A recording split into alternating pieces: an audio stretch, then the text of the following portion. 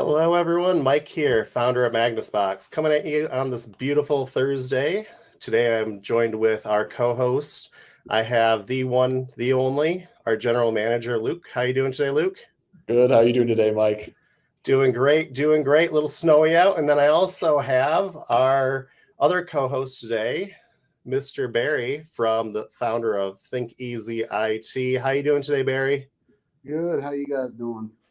Doing great, doing great. Just getting past all the snowstorms here in Michigan, as always. Yeah, that was a nice way to ring in the first day of spring. I know, Michigan weather, I tell you.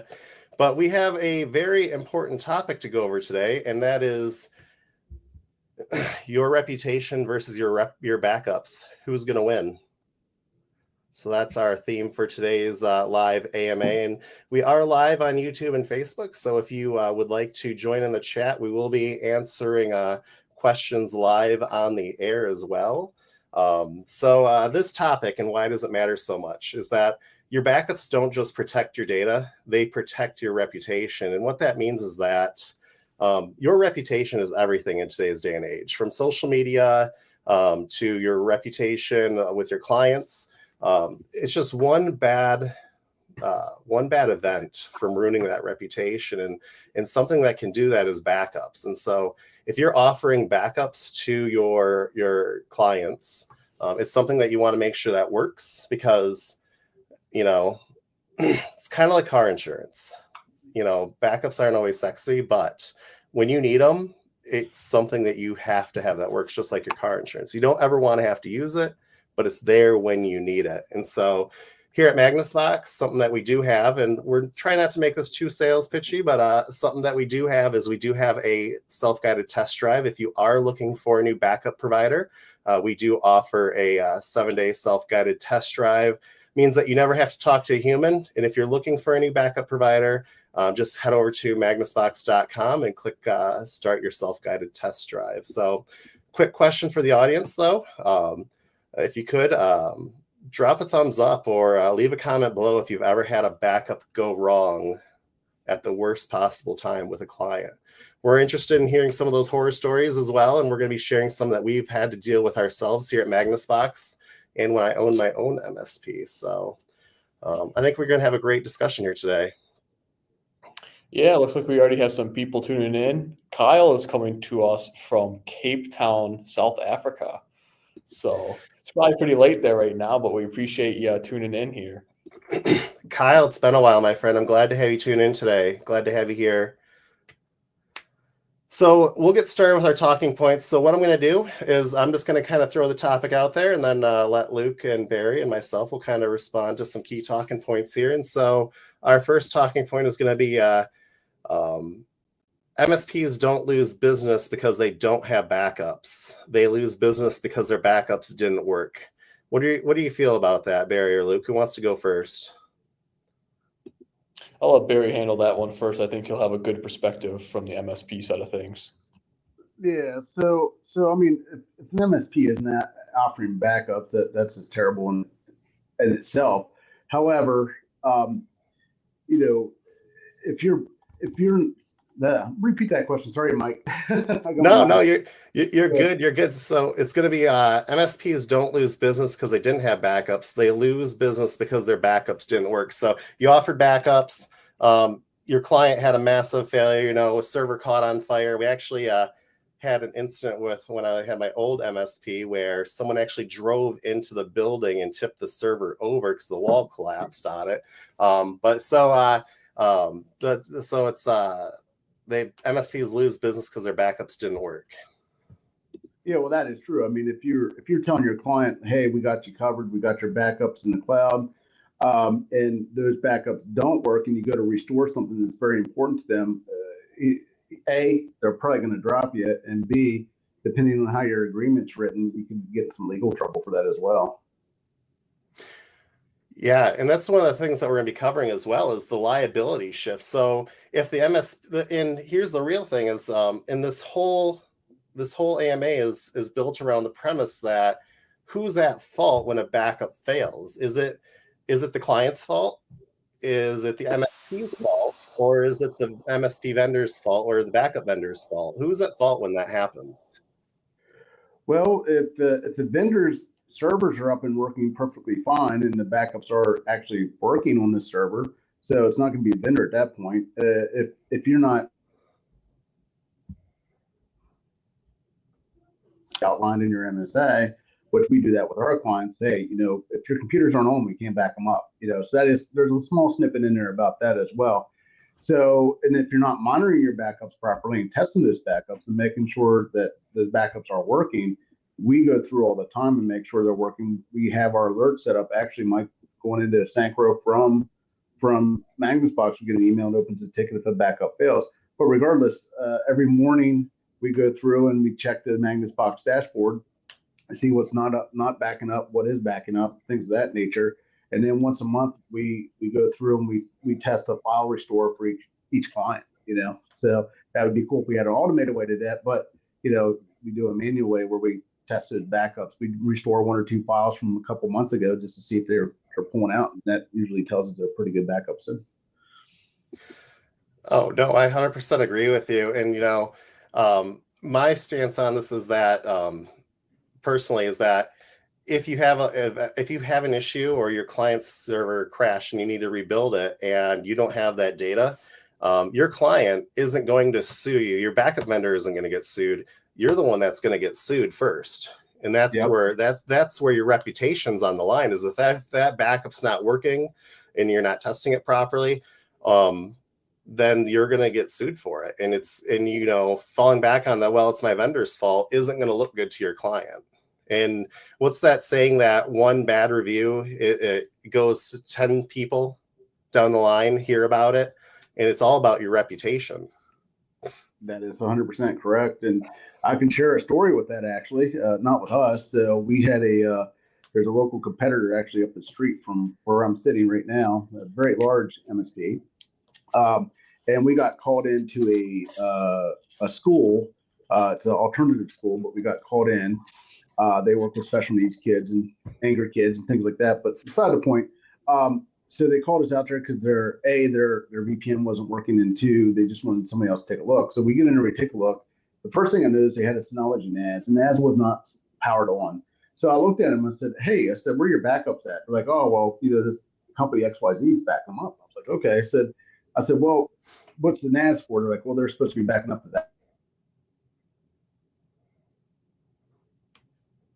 So I said, "Call the company and I want you to pull backup. I don't care what backup you pull backup." Guess what? They did not have any backups for this client, and they had all the kids' records and everything, the payroll, everything was running off that server. So that was, that was a scary moment for them. And they had to earn in-house IT. So we directed them on, this is way before I knew you, Mike. This is about, my goodness, about 10 years ago. But we directed them into getting another Synology, and we got them on a different platform that they control themselves, and they're able to take care of that. So that was a scary moment, though. Just think, your MSP, and they're paying them like $2,000 a month, and they weren't doing anything for them. It's just horrible. I did give them some money back, though. They did go back and they got about a year's worth of payback on that. So. Yeah, and I have a horror story as well.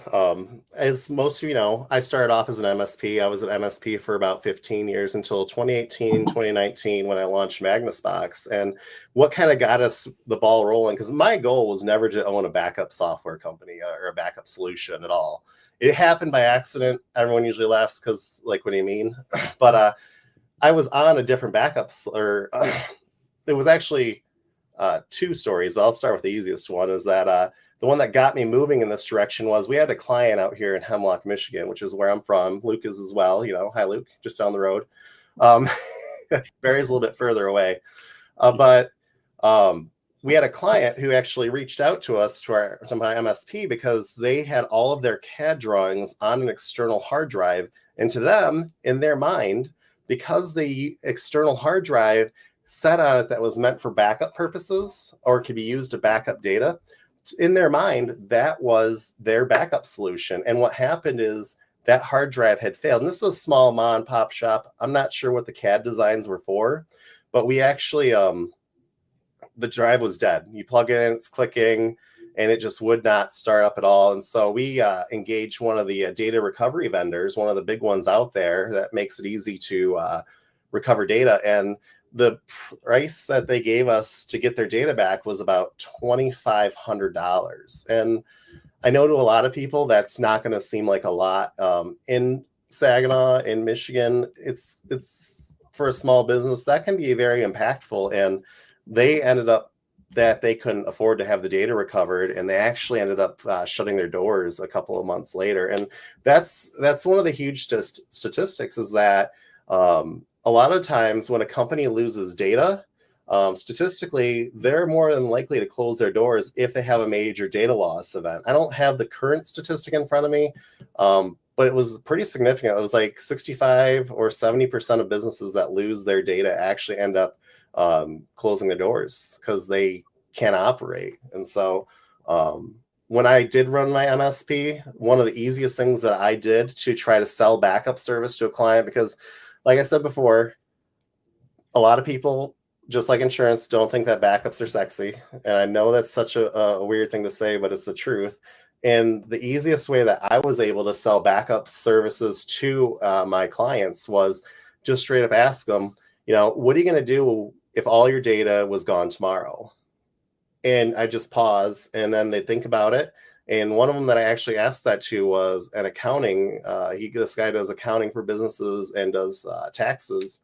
And he said, I'd have to shut my doors. And a lot of it is that's exactly it. If they don't have their data, their clients lose trust in them, and then they end up losing business, and then they shut their doors. And so, Luke, I see we have some great feedback in the chat here. You want to bring some of that up for us here? Yeah, that's right. So we got something from Ralph here sharing one of his horror stories that he's got. He said one of his earlier clients had a Windows server with a whole year of tapes, and neither tape had data when he looked at it. And so I think that's just a great example. And we appreciate you tuning in, Ralph, and providing an experience that you had. And it kind of just goes to show and underlines the importance of having backups, but not only just backups and backup software, but backup software that works and is reliable. Amen to that. I mean, and in tape backups, I got to say, I was lucky. I came into the industry after tape backups. So Barry, have you ever had to deal with tape backups? Because I have never had to deal with tape backups in my life. Actually, yes, I did. I got called into a company that called me, and they didn't trust this other IT company that I referred to earlier to go into this big, huge crane company to fix their tape backup. So I actually they had a robot arm that went up and down and it pulled the tapes out. So they sent me all the parts. I had to take it apart and fix it and put it back together and put it back in, and got with the guy on the phone, and he got that fixed up. And then I had me rebuild a server for him too, and put that all back in, all the hardware and stuff. And they're very happy. I'm like, why didn't you use somebody else for that? The other company goes like, no, we don't want them touching our network. So, kind of cracked me up. Like, I was just there to come in, it's a separate vendor. They didn't want them doing it. So they hired me to come in and do that. But yeah, I dealt with tape backups in the federal sector. So I used to work in the public sector for years. So we had to deal with that when I worked at NIST. We had some server areas that had that they did use tape backup. They have a whole library of them. So. The only time I've seen a tape backup is in this in a data center that I was in once. It's in the corner, and there's a sticker on the power button, and it says, "If powered on, call so and so." And I was like, "Who do we call? Like, is this person?" And they're like, "Oh, that person retired 20 years ago." I'm like, "Well, if I turn it on, how do I call them?" I mean, I always love it when I see this really old equipment, and there's just a sticker that says, "Don't touch or call someone." That's funny. Oh gosh. So question for the chat here. You wanna hit us with the next question there, Luke? Yeah. What's the worst backup horror story you've experienced or heard? And then we also have a follow-up here while we're waiting for people to tune in and put in some questions. Ralph also followed up and said the weird thing was that the software integrity feature verified that the data was good.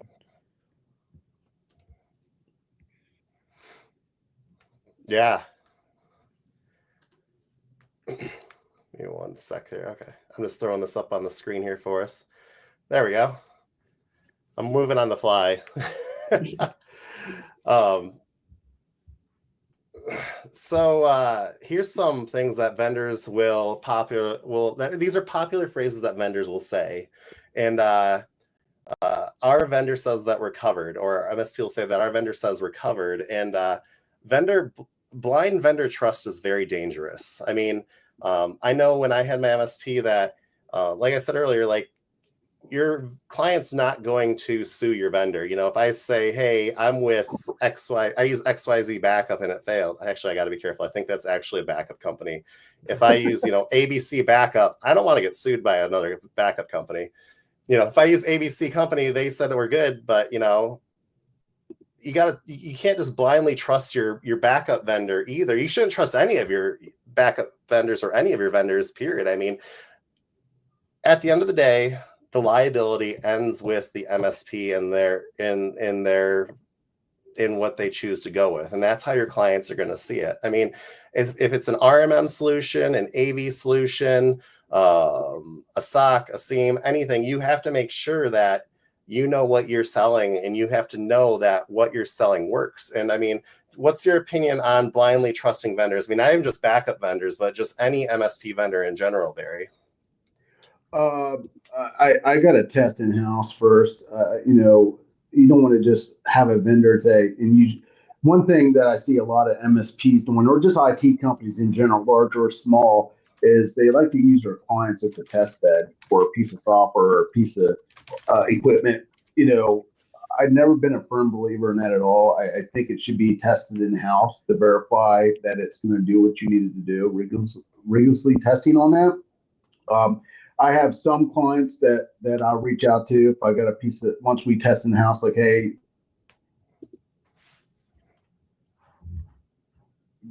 that I will do, and that's only based on their permission. I explain why I want to do it, because it might be something that's related to their industry that might really help them, but we don't take out things or replace things with that until they test it and verify that it works. So yes, I believe that anything that you're putting into your client's environment should 100% be tested in your environment. And I'm lucky enough, I got a friend of mine who's got his PhD in cybersecurity, and anything that I'm looking at, I bring him in, and he's got some really cool friends as well that come in and look at this stuff as well. So that I'm blessed with, but I'm able to, test these things before they get put into the customer environment. And then once it's in 1 or 2 customer environments and install it, then we might launch it or offer it as a service to the other clients, but never ever just say, here, Mr. Client, test this out and let us know if it breaks or not. That's horrible. Yeah. And I mean, it's always good to have a proof of concept environment. And I mean, that's what the big enterprises do. If you have a organization with a large IT infrastructure, they'll do what's called a POC, a proof of concept. And it simulates it close to what you would see in your own environment.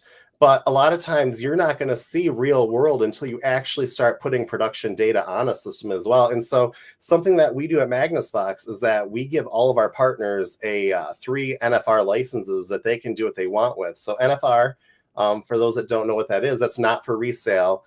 Ours is a little bit different because we do allow our partners to use those 3 licenses. If they want to resell them to a partner or to a client, they can. But the whole reason why we even do NFR licenses is to allow you to test it on your own equipment without paying for it. And that way you can have your proof of concept. And our whole goal is to make sure that you know how to use our backup solution and test it and do restores and stuff like that. I mean, my poor computer, I swear I'm doing restores every other day and messing with things and testing different things out. And it's just, you got to know whatever tool you're selling. Even if your vendor says it does this, like right now, AI is the buzzword in the industry. And there's a lot of RMM solutions out there that have AI. And I'm waiting for the day soon that backups will have AI in them as well, because that'd be an interesting thing. But some of that stuff is just, it's like you get caught up in the marketing buzz. And that's what a lot of it that I'm seeing as well. Another key point that I've heard people say before, and like I said, I asked some MSPs before when we were preparing this live stream and putting it out there. I asked for some key sayings that they've heard, and one of them is, we have never had a failure. And I've heard that a lot. And that when someone says we've never had a failure, the response that they really should be saying is that we've never checked. And it all comes back to testing your backups. And so a horror story that I have personally seen here at Magnus Box, and I'm not going to throw anyone on the bus, so I'm going to keep it very generic and broad, is that we actually had someone that signed up and they set up the backups, but then they never monitored them. And then something happened and they actually had a event where they needed to restore data. And we have all the tools there for them to monitor their backup solution and see if their backups are failing or see if they're working. And their backups had been systematically failing every single day because of some issue with the endpoint or the device was offline. I don't remember what it was because this is about 5-6 years ago. And then when they actually needed the data, it wasn't there, and they got upset at us. And I get it, but at the same time, we've never had a failure equals you've never checked. And so you said, Barry, earlier that you check your backups frequently, right?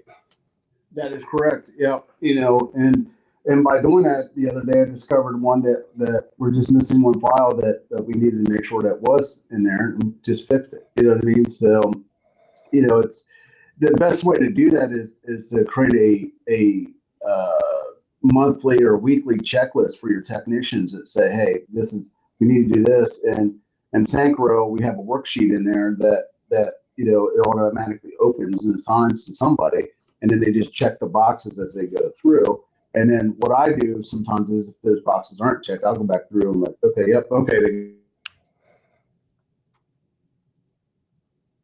I guess that I'll have for other MSPs that are way larger than what I am.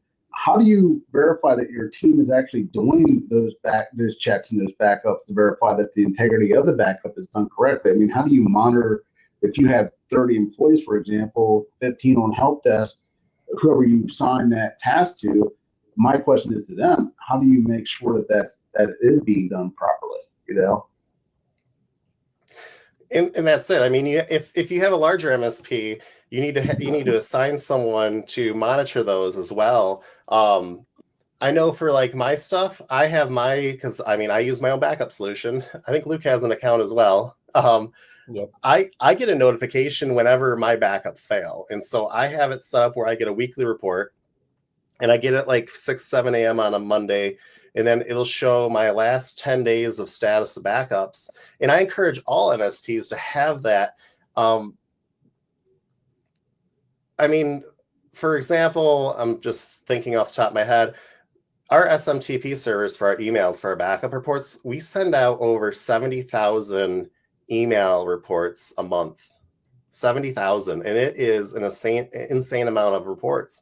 And the real question is at some point you get so overburdened with alerts that you start to get numb to them. You start to tune them out or just throw them in a rule to go to a folder.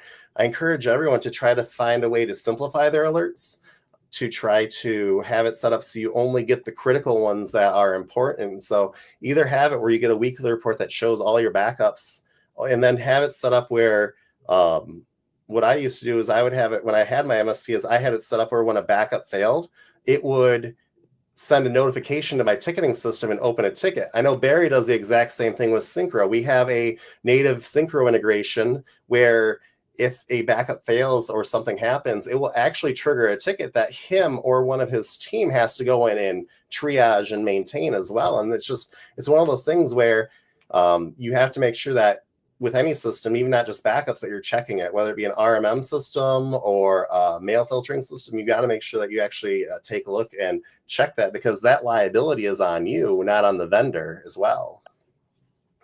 Yep. I think did I cover all that one, Luke, or do you think there's anything I should have added to that?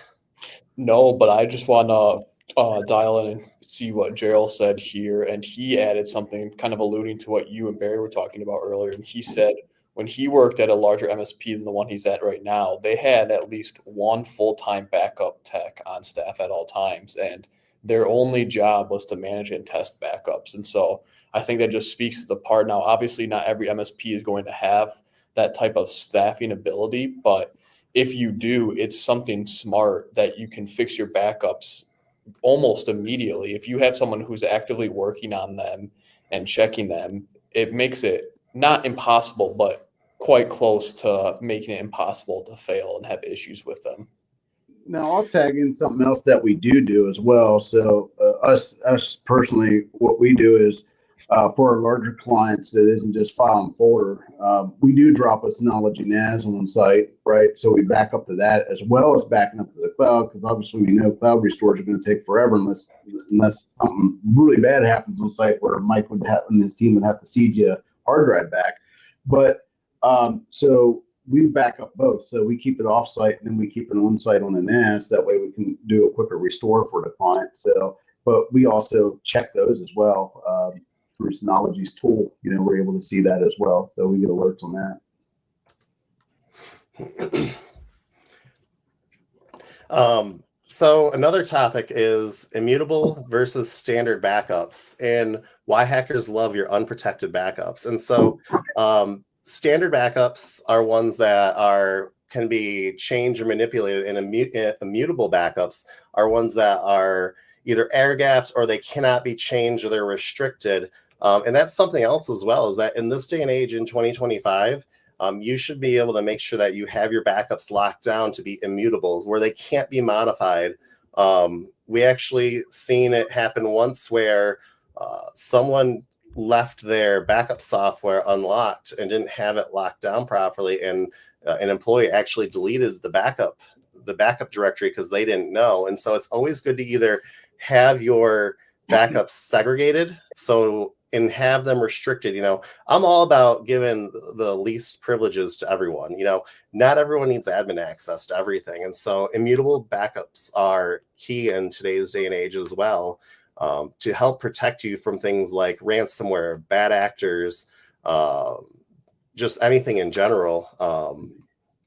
And sometimes a lot of that comes down to just making sure that you understand what your risk is if you don't have those features in place, what your liability is and what the liability is to your client as well. Because when you start getting into some of these frameworks like FINRA or HIPAA, HIPAA's, I live HIPAA. I live and breathe HIPAA. Anyone gets that data, and you don't want to be out there on the blacklist or on the blocked list for getting your name out there. That this isn't good publicity. If you end up on the HIPAA for a HIPAA violation, it's not good publicity for you. Yep, that's absolutely right. And Ben had a comment on something else, talking about that backup rep and having someone on your team that's dedicated to doing that. And he said, that's what we do. We have a tech that spends 3 hours per day going to the dashboard and following up on yesterday's notes. And again, it's not necessarily going to solve every single problem, but it's going to make 99% of them go away. Again, like what Mike was saying, limiting restrictions or limiting the features that each person on your team has to only need to be basis. Only people that are dealing with the backups every day have access to them. And so again, Ben just makes a good point by saying having a person on his team that's dedicated to doing that. You know, the one key thing that I want everyone to take away from, if there's one thing, and there's going to be multiple things I want you to take away, but if there's one thing I want you to take away from this live AMA, is that hope is not a backup strategy. And I get it. I was a one-man MSP for a long time, and we're not saying that you need to jump in like right now and run restores on all of your stuff and test it now. The best thing to do is build a strategy and have a plan of action. And the best thing I can say is know your tools, whether it's Magnus Box or whether it is Carbonite, Rubrik, Cohesity, Veeam, Datto, whatever backup system you're on, Comet, know how to run a restore, because there is nothing more stressful than when your client calls at 2 a.m. and their system's down. Or, you know what, let's use CrowdStrike. CrowdStrike was the massive incident of 2024. I mean, there were places down for weeks, airlines, and you don't want to be at 2 a.m. when it happened trying to figure out how to run a restore and what the best plan of action is. You want to document, and I remember this from one of John Dubinsky, our good friend from MSP Unplugged. documentation is everything. You need to have documentation, even if you're a one-man MSP, because you're going to forget things. You're going to be stressed out, and you need to fall back on that data.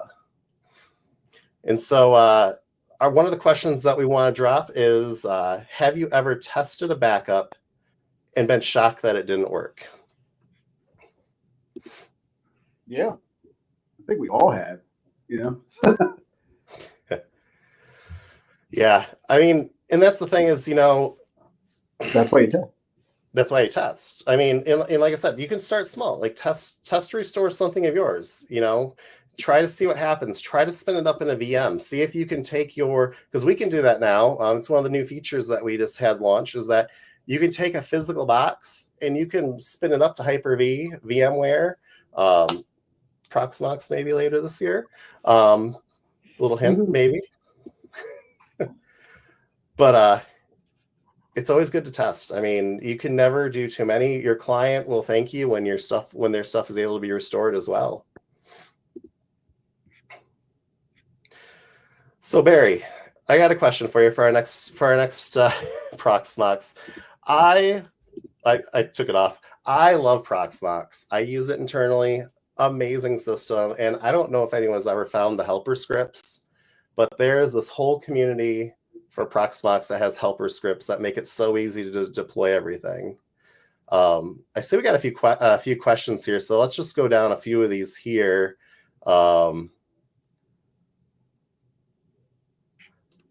So this is a great question, Kyle. So Kyle asked, would you recommend doing a in real life restore instead of the usual simulated restore? So I have my opinions, but I'm going to see if anyone else here wants to do it. Should you do an in real life restore instead of the usual simulated restore? I'll answer that. If you have a dedicated team member that can do that, I would do a real restore just to see how it acts. If you're limited on team, the simulated is good enough for me to see that it's working. We have one client that has a very large server that we do a actual full restore once every 6 months just to verify that works, just because of the amount of data that they have. So to add on to Barry is, so in my previous life before Magnus Box, there was a time before Magnus Box, I was a manager, IT manager for a small credit union here in Saginaw. They merged, so it's I'm good now, and I'm not dropping any names, so we're good. But what we did is we had the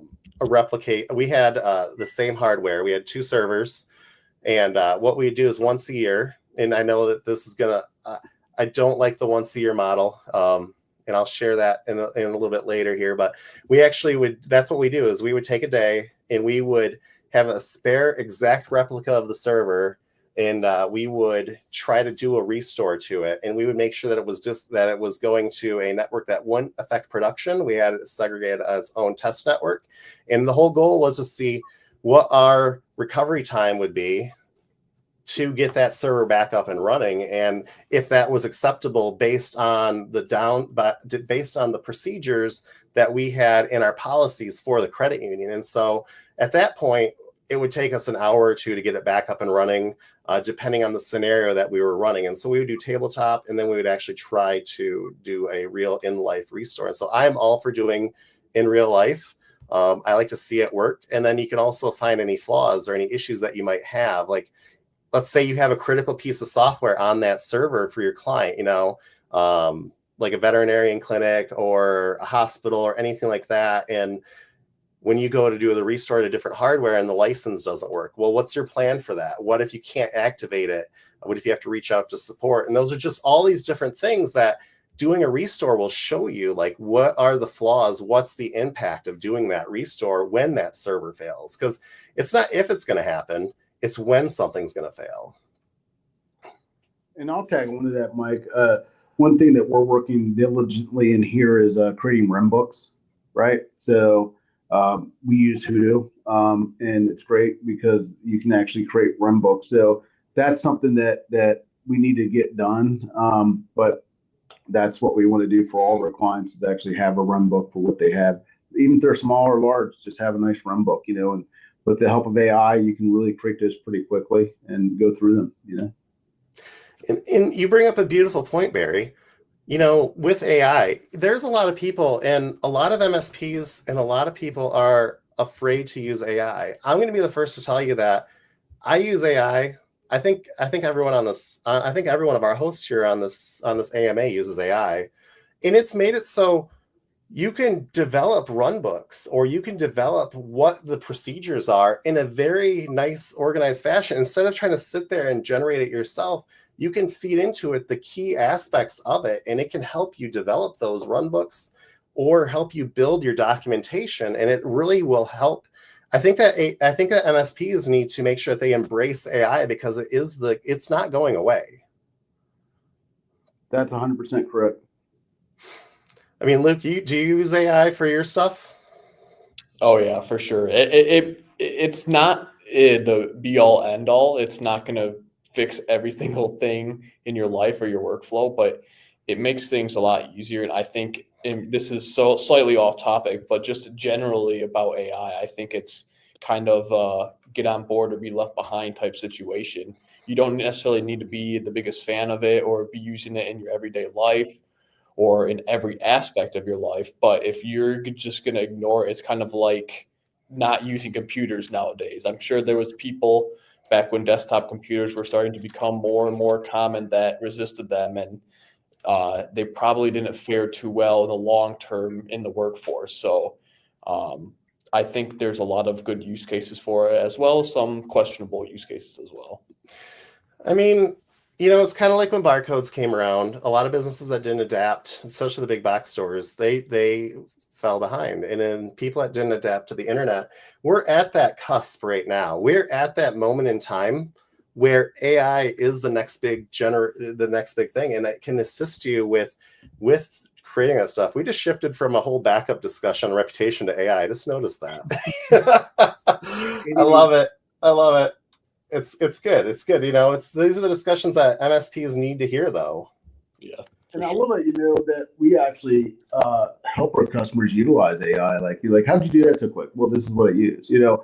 So, I mean, it can actually be another service of just, you know, training the employees on how to use certain AI features, you know. And we have a few clients that we showed how to kind of get in there and do things with AI that's really helped them with their business and speed up the process. So, you know, really, you get paid for your time to do it. Plus, the clients get an ROI on having you there teaching them, you know. So it's definitely helps speed up their employees and their investment in their employees.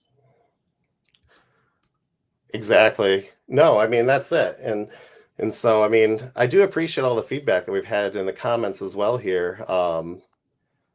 So let's see here. Gerald says, most of my clients are small business or even residential. So so we are almost exclusively file and folder based, backup based on my assumption that an image backup won't be great on non-identical hardware. What are your thoughts?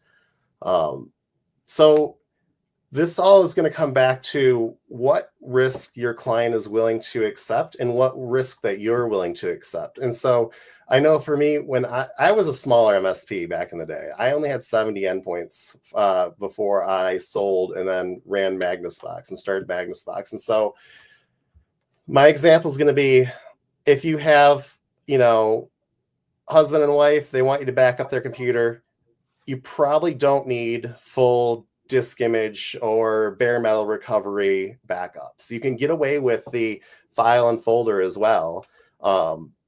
Now, if you have a business and you have a very specific configuration, disk image is probably the way to go. And it's going to really depend on your backup solution, how they handle the disk image restores. And so I have had hit or miss scenarios when I've tried to clone drives and whatnot with non-identical hardware. I know that our stuff, Magnus Box, works pretty well with restoring to non-identical hardware. I have done that in the past with my laptop. In my desktop, I went from my desktop to a laptop, and I actually tried to do that, and it worked successfully doing a disk image restore from one side to the other. And so that's the way that I look at it when it comes down to deciding with file and folder backups is, what does your client actually have on there that quantifies or requires you to need a disk image or bare metal recovery? And that's a lot of what those questions that you need to have a chat with your client about.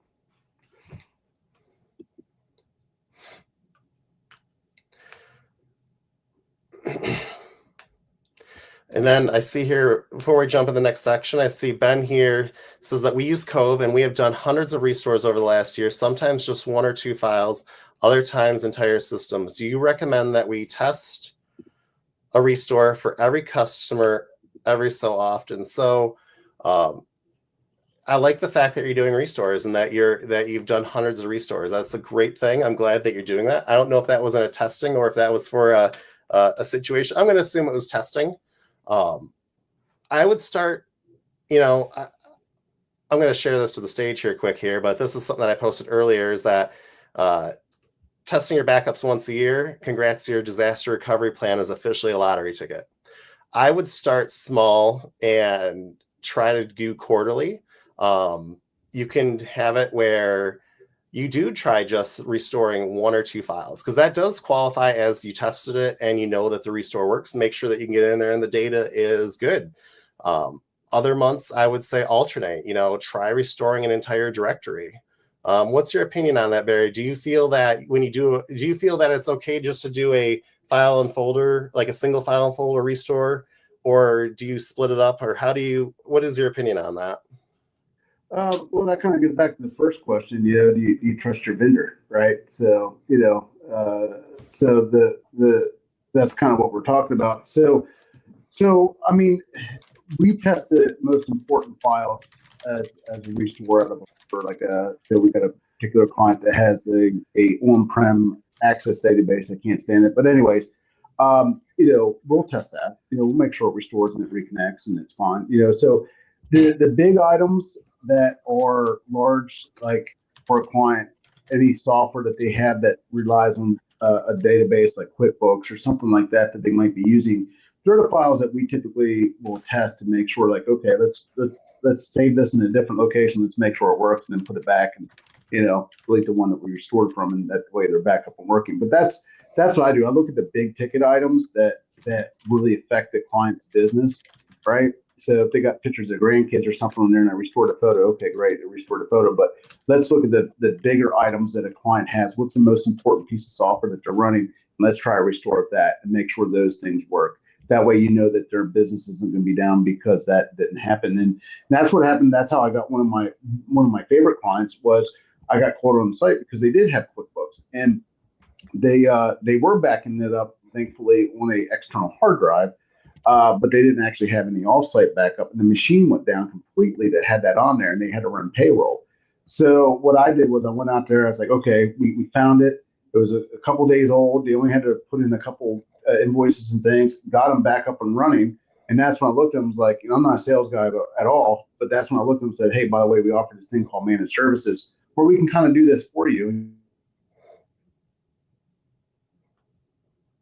Subscriptions is like, yeah, it's a monthly subscription, but so he's like, okay, they're so happy we got them fixed that he signed up with us. And since then we had to do a couple restores since then, and they've been very happy with everything. Of course, being restored from Magnus box, so shameless plug, but every restore I've done with Magnus box has worked as long as you do your part with the software, making sure that everything's done correctly on your side. You're not really going to have too many issues with restoring from Magnus box's solution. I'll just throw that in there. I'm all for shameless plugs. I'm 100% okay with that. Any other good comments there, Luke? Yeah, looks like we got one from Paul. He said, thanks, guys. This is helpful. So he's really appreciating all the feedback that you're giving there, Barry. But we appreciate you tuning in here, Paul, and glad you got some useful content away from it as well. Yeah, and this is something that we're going to start doing on a monthly basis as well. We were doing it a few years ago. We're trying to focus less on Magnus Box and try to provide more tips and tricks to other MSPs to help them grow as well. Because at the end of the day, we're all in this together trying to help each other learn and grow. And that's what I'm hoping, that we can provide some valuable content. So every month we're going to do these Q&A or these live AMA sessions as well around various topics. And we'll bring other people on as well, other MSPs, and that way they can share their experiences as well. And so So we have some more talking points that I think we can hit here that are actually pretty good. And this is something that I have seen a lot in the community is we offered backups, but our client rejected it. And so does that protect you legally? If I walk in and I have a client, you know, and the best part is we'll pick out a dental office, because I hear a lot of horror stories about dental offices a lot from MSPs. And well, we wanted to offer them backup and they said no to it. And so we just didn't. Does that protect you legally? If your client says no to it and they have a major data loss event, do you feel that that's going to protect you in the long run, or is that a liability to your reputation? I'll go on that one, Mike. So that is a liability of reputation, because here's the thing. So you go to a client and you say, you know, all this data, if it's going, what's going to happen tomorrow? We all know the things to say to clients about that. I don't like to use scare tactics, but but it's reality, right? So if I got a client that's HIPAA, or it's a large manufacturing company, or whatever it is, like they're not using the cloud to save their stuff or any of those things. They're not using OneDrive, even though that should be backed up too. But the point is this: if they're not going to adhere to those things and do those things, that's not my client. You know, if they're not going to adhere to the fact that they need to have backup, because if they do get hit, well, my IT guy was taking care of that thought, even though you have an agreement. How many of them actually really read through that agreement fully, right? So, I mean, in my opinion, no, I wouldn't take them on as a client. That's a risk to you, and also a reputation loss to you. And chances are they're price shopping you. They're not looking for the value that you offer them as a professional. They're looking for the cheapest thing they can get to have somebody come in and just take care of what they need to, because to them, it's like they need somebody to do it. But I'm not going to be the trunk slammer that does that. I just won't do it. Yeah, I mean, it's so hard, because you get a lot of people that you're their IT guy, you know, just because they said at one point, and there is the argument to be made that if you have them sign a contract, you're not liable. But, you know, here's the thing. No client ever thanked their MSP for almost recovering their data. I mean, at the end of the day, your client, unless you hammer it, you just hammer it that, you know, we're not backing up your data. If that server crashes and you're going to lose everything. I mean, even signing the piece of paper saying that I waive liability, or I'm not going to come after, you know, we'll say Barry, or I'm not going to come after ThinkEz IT because I don't want to back up my data.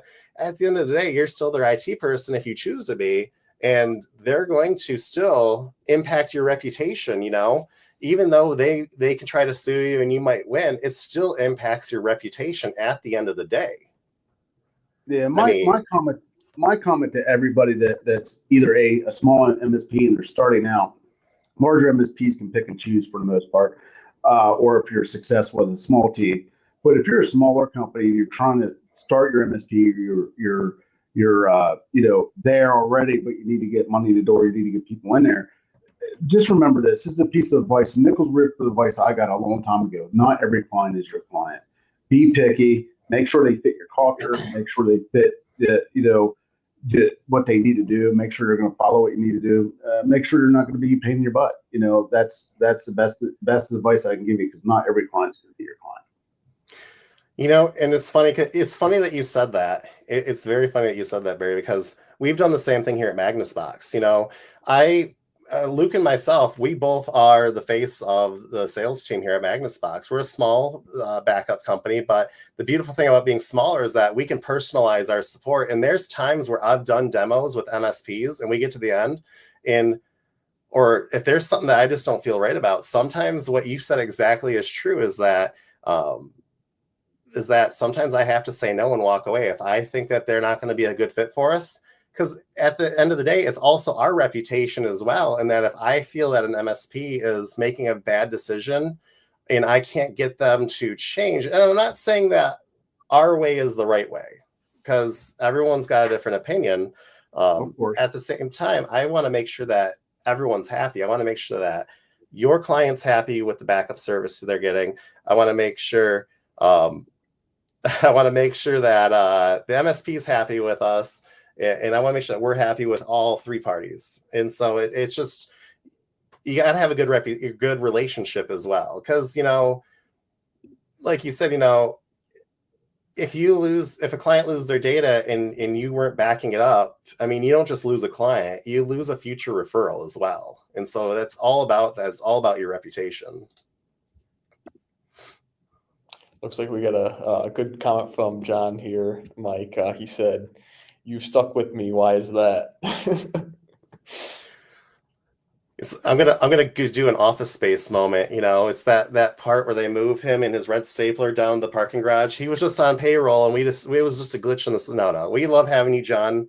You've always been an amazing partner, and I'm glad that you're with us, and I'm glad that we can be part of your MSP journey as well. And so I'm glad that you're one of our partners and stuck with us as well. We won't office space you, I promise. And then we got another one. Waiting for a Rickroll to come up there, Mike.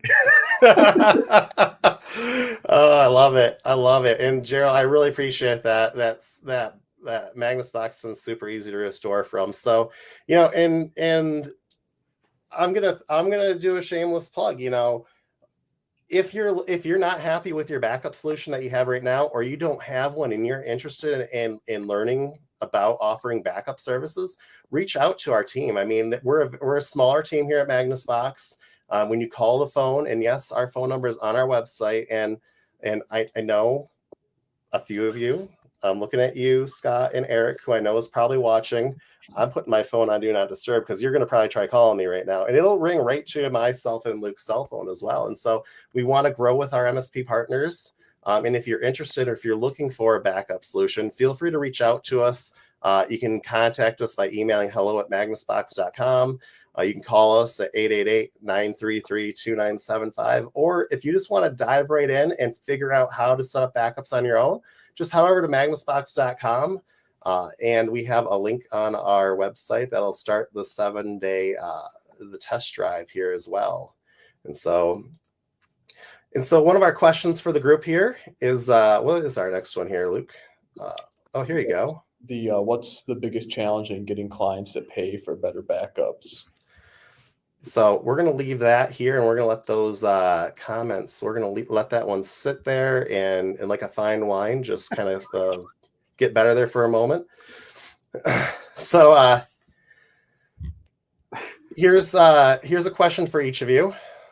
And I'll call on one of you. So be prepared. It's one of you two.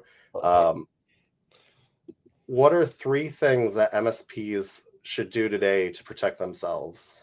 And I'm going to let you guys fight over who wants to talk about the 3 things that MSPs should do today to protect themselves, their reputation versus their backups. All right, I'll go with that one because I know Luke's is sitting there looking at me. So one, have a proper MSA in place, right? 2, lawyer approved. 2, make sure you have proper cyber insurance. Plus, number 3 is talk to your clients and make sure they have proper cyber insurance as well. Yeah, I think the 3 things that I would mention is just make sure you're testing recoveries regularly. That too. And the results that come from there. Then you want to communicate expectations clearly with your clients as well. Make sure they're aware of what you're providing and what they can expect from you. And then lastly, choose vendors that enable you and don't trap you. And, not to brag, here at Magnus Box, I think we fit into that last category. So you just want to make sure basically you're making decisions that you would trust, partnering with vendors that you would trust, that you would use for your own data if you were in your client's shoes. And I want to add to that because I like everything both of you said. And the one thing that I want to add as well is that when you're choosing a vendor that you want to partner with, you need to find 3 to 5 things. And this is what I do whenever I'm looking at services. And this is something that I learned from one of my college professors not too long ago, is that when you're trying to compare services, from vendor A to vendor B, or you're looking for a new service or for starting a new service, I should say, you should find 3 to 5 things that you're looking for, because every vendor is going to hit you with their marketing, their marketing material. Everything's AI right now. and you just got to find a way to get through that noise and find the 3 to 5 things that you're looking for. Are you looking for instant recovery? Well, this vendor doesn't have that. Well, then we're just going to ignore all that. We're going to move to a different vendor. Are you looking for support? Do I have a way to get a hold of someone? Can I only open a ticket? Is it all overseas support, which Magnus Box is all US-based support here in Michigan? Shameless plug. And then on top of that, like, are you looking for, are you going for the cheapest solution? Or, there's that saying, you want fast, cheap, or good? You can only have 2 or 3 of them. And so definitely something that you should think about. And that's my one thing that I just wanted to add to Luke as well. And, and if you can't prove that your backups work, then they don't. And that's the thing that you have to do. If you can't prove that your backups work, then they don't work. And so we've had a lot of great content here today. Is there anything that we missed from the chat, Luke? No, I don't think so. Gerald just said that he was going to head out. We appreciate you tuning in, and everyone else who's tuned in here as well. And feel free to ask any additional questions you guys may have. But yeah, I think this has been a overall really good Q&A here, and I think we covered a lot of important topics, and we appreciate you joining as well, Barry.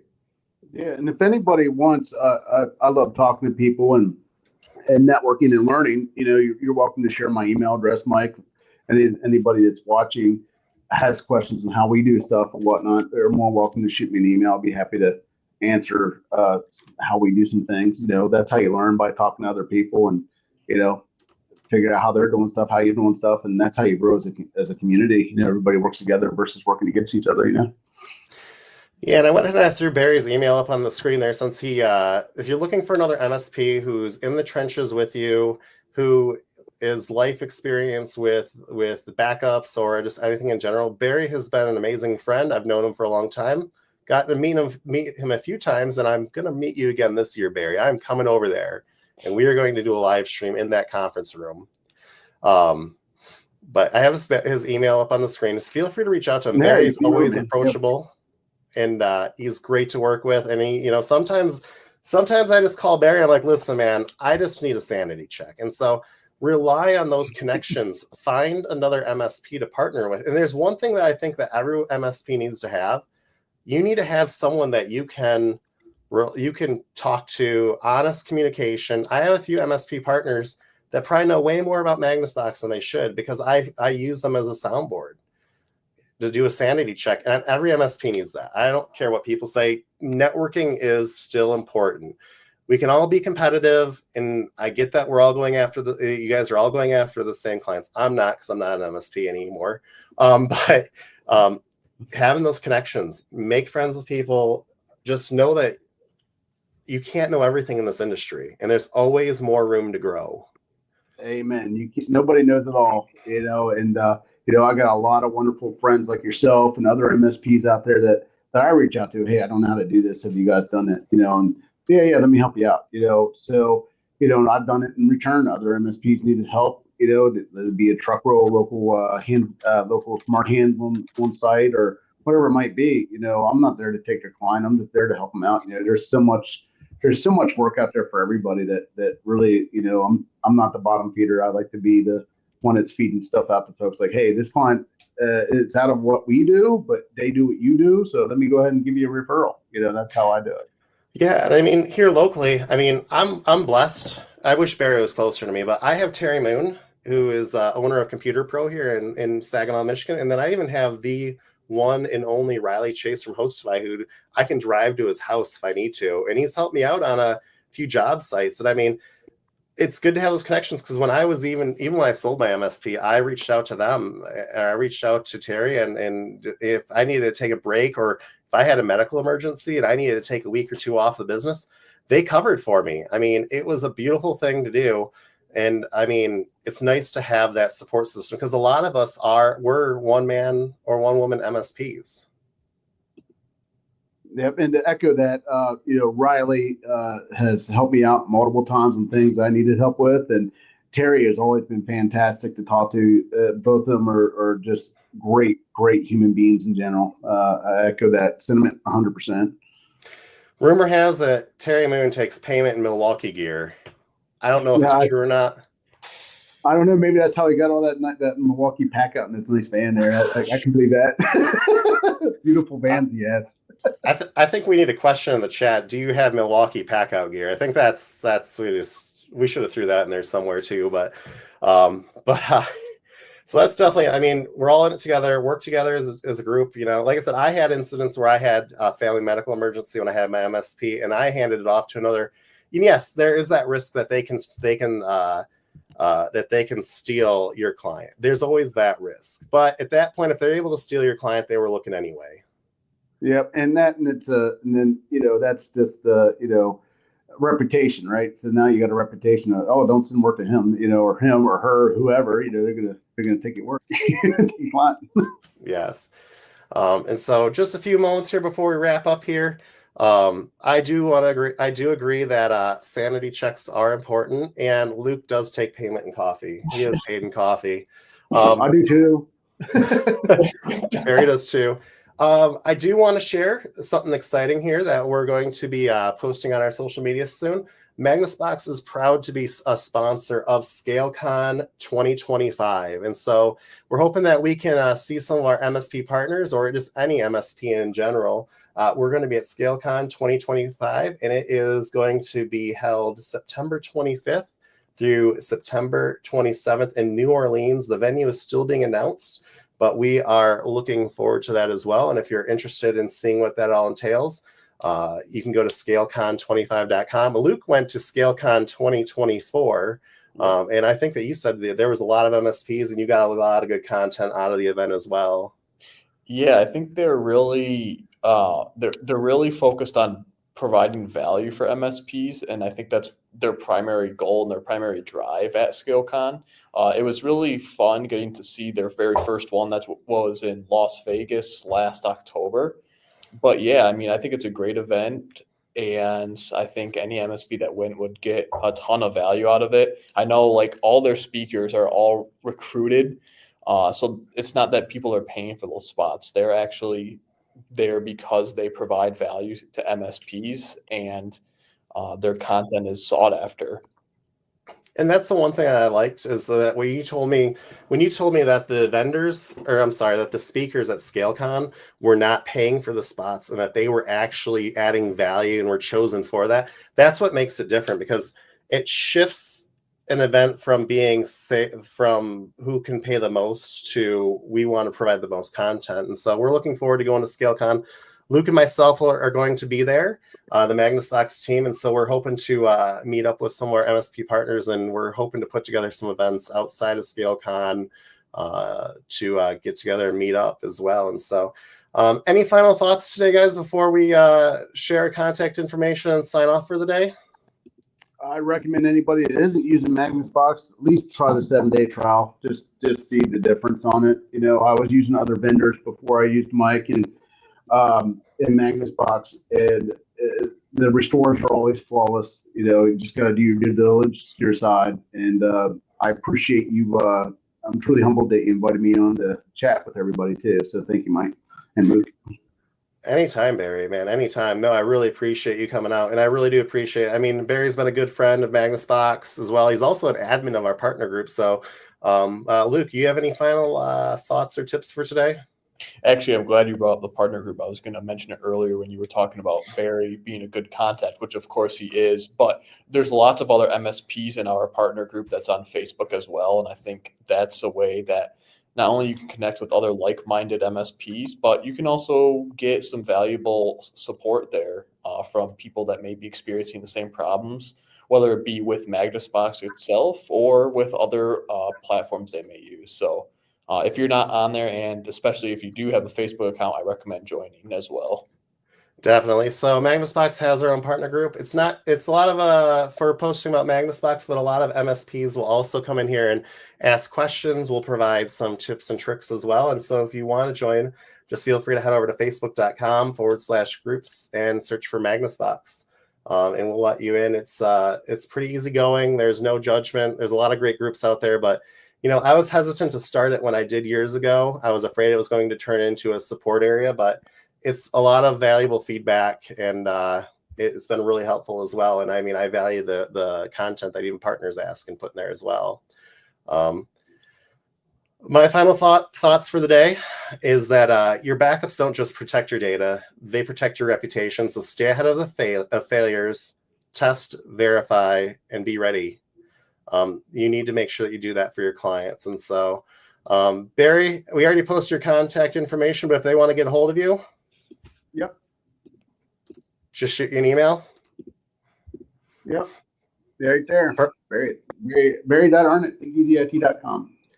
Perfect. And I appreciate you saying your last name because I would have messed it up. So I appreciate you throwing that out there. You're good, brother. Luke, if partners want to get a hold of you or MSPs want to get a hold of you or chat, what do you got? I also have an email, luke@magnusbox.com. Pretty easy, just my first name and then @magnusbox.com. And then additionally, if you do want to reach out to our sales team, which is just me and Mike, is hello@magnusbox.com. And then also for existing partners or potential future partners, we do have a support line and phone number as well. Yep. And as well as if anyone wants to get a hold of me, they can get a hold of me by emailing mike@magnusbox.com. Or you can also call us at 888-933-2975. And I'm so impressed that I was able to memorize that. I used to have to dig that thing out every live stream. And so we are open. Our support hours are Monday through Friday, 9 a.m. to 9 p.m. Eastern Standard Time. And if you ever need help, you want to talk backup, or if you want someone to help you through onboarding, setting up your backup system with MagnusBox, feel free to reach out. We're not just here to sell you a platform. We're here to be a part of your team. Our team, all of us here at MagnusBox, are here to support you. And so we can be as hands-off as you want, where you just manage it yourself. But I tell you what, a lot of our partners every day, our ticket queue is mainly if there's a backup issue, partners will forward the error logs to us, and our team will go in and work we'll resolve it for you and tell you how we did it. Or if you want, we'll shoot a quick video, show you how to fix it, and we will guide you through that process. And it's all about working together. And we're all trying to achieve the exact same goal, which is to protect your client's data from disaster. And so I really appreciate Barry and Luke for joining me today. Stay tuned and like and subscribe, because we will be doing another session here coming up next month. And we'll be releasing that topic soon on our Facebook page, which is the best way to get a hold of us. But I hope you all have a great rest of your week. Enjoy the weekend. Stay safe. If you're in Michigan or around us, stay warm, because it seems to go from 70 degrees to 22 in a night. But you all have a great rest of your day. Thanks, everyone. See you guys. See ya.